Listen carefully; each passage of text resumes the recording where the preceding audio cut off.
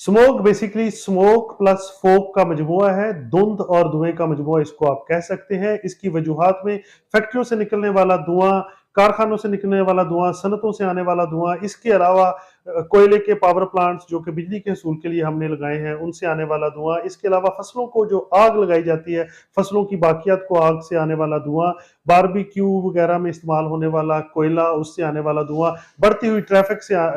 से जो धुआं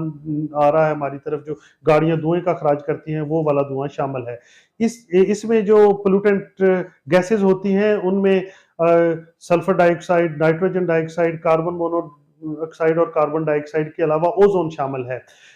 इससे बचा कैसा जा सकता है? इंडिविजुअल लेवल पे हमें चाहिए, जब हम घर से बाहर निकलें, बाहर फिजा में जो आलूदगी है उससे बचने के लिए हमें मास्क लगाना चाहिए और हमें आंखों को बचाने के लिए ग्लासेस पहनने चाहिए। इसके अलावा हम पानी ज्यादा पिएं और जब हम घर वापस आए तो